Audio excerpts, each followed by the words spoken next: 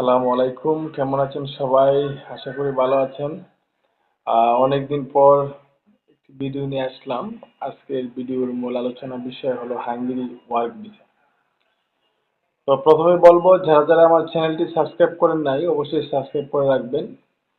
আর নতুন নতুন ভিডিও পেতে অবশ্যই আমার ফেসবুক পেজে যাবেন, ওইখানে আমি ভিডিওগুলো দিয়ে রাখি। আর আমার হোয়াটসঅ্যাপ নাম্বার আপনারা যদি প্রয়োজন হয় সেক্ষেত্রে ডিসক্রিপশন বক্সের নিচে আমার ফেসবুক লিংক আছে, ওইখান থেকে আপনারা নিয়ে নেবেন। ধন্যবাদ।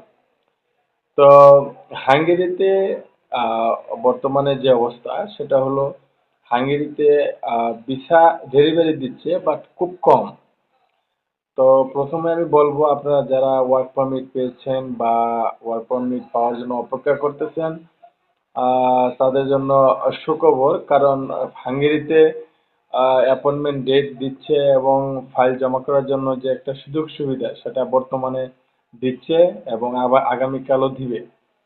সেটা অব্যাহত থাকবে। তো যে বিষয়টি লক্ষণীয় সেটা হলো, হাঙ্গেরিতে ভিসা রিজেক্ট হচ্ছে।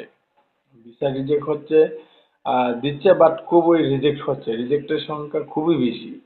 তো কি কারণে রিজেক্ট হচ্ছে সেটাও আমাদের জানা উচিত। হাঙ্গেরিতে আসলে রিজেক্ট হওয়ার পেছনে যে কারণ বিদ্যমান সেটা হলো, অ্যাকোমোডেশন ব্যাপারটা ঠিক না। আপনাদেরকে যখন লয়ার বা যে এজেন্সি আপনাদেরকে পেপারস গুলো দিচ্ছে, সেখানে অ্যাকোমোডেশন পেপারটা আপনারা পাচ্ছেন না। অ্যাকোমোডেশন ব্যাপারটা ঠিক না, সেটা ভুল।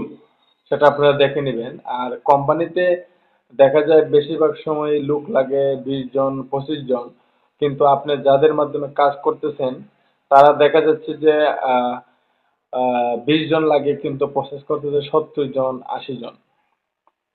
সেক্ষেত্রে দেখা যাচ্ছে যে এম্বাসি যখন আপনাদের যখন পারমিট আসে সেটা ফেক, আপনারা বুঝতে পারেন না।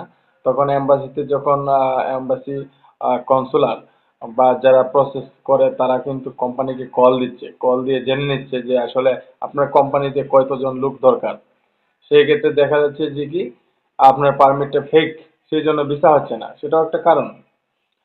আর আপনি যে কোম্পানিতে বা যে ফ্যাক্টরি বা যে কনস্ট্রাকশনের আন্ডারে বা যে কোনো আন্ডারে যারা আপনারা আবেদন করছেন, তাদের দেখা যায় যে অনেক সময় ওই দেশের লাইসেন্স থাকে না, লাইসেন্সের মেয়াদ শেষ হয়ে যায়। সেই ক্ষেত্রে দেখা যায় আপনাকে বা ভিসা দিচ্ছে না, সেটাও একটা কারণ। সুতরাং আপনারা যার মাধ্যমে আবেদন করবেন তারা অবশ্যই আপনারা জিজ্ঞেস করবেন আপনার ভাই বা আপনার চাচা বা যে এজেন্সিতে যে কোম্পানির লাইসেন্সটা ঠিক মতো আছে কিনা, সেটা আপনারা জিজ্ঞেস করবেন বা আপনারা গুগলের মাধ্যমে সার্চ করবেন। আর যদি না পারেন অবশ্যই আমাকে নক করবেন, আমি আপনাদেরকে হেল্প করব।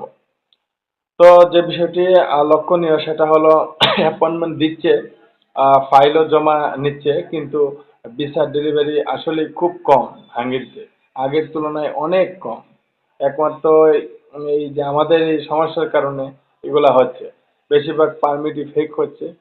ফেক হওয়ার কারণে দেখা যায় যে তাদের সন্দেহ বেশি বেড়ে যাচ্ছে, তারা বেশি সময় নিচ্ছে এবং তারা যাচাই বাছাই করে ভিসা দিচ্ছে আস্তে আস্তে, ধীরে ধীরে। তো সামনে ঈদ, সেই জন্য এম্বাসি আর বেশি দিন ওপেন রাখবে না। আগামী 15 বা 18 তারিখ এর ভিতরে একটা বন্ধ থাকবে। 15 তারিখ থেকে হয়তো বা বন্ধ তারা দিবে আর কি, 18 তারিখ পর্যন্ত। তো সেখানে যে বিষয়টি লক্ষণীয় সেটা হলো, আপনারা যখন ওইখানে যাবেন তখন টিআরসি কার্ড পাবেন। আগের মতো পার্মানেন্ট বা পার্মানেন্ট কার্ড এখন আর দিচ্ছে না, তারা তারা টেম্পোরারি কার্ড দিচ্ছে। সেই কার্ডের উপর ডিপেন্ড করে আপনারা অনেক সময় দেখা যাবে বাড়িতে আসতে পারবেন, কোনো সমস্যা নাই। তো আপনাদের যদি পারমিট বা কোনো কোম্পানির সমস্যা বা কোম্পানি বুঝতে সমস্যা হচ্ছে বা পারমিট পেয়েছেন বুঝতেছেন না, আপনারা অবশ্যই আমাকে নক করবেন। আমার ফেসবুক লিংকে আমার হোয়াটসঅ্যাপ নাম্বার দেওয়া আছে। আপনাদেরকে যতটুকু পারি আমি হেল্প করব। তো ধন্যবাদ। কোনো বিষয়ে প্রশ্ন থাকলে অবশ্যই প্রশ্ন করবেন। আসসালামু আলাইকুম।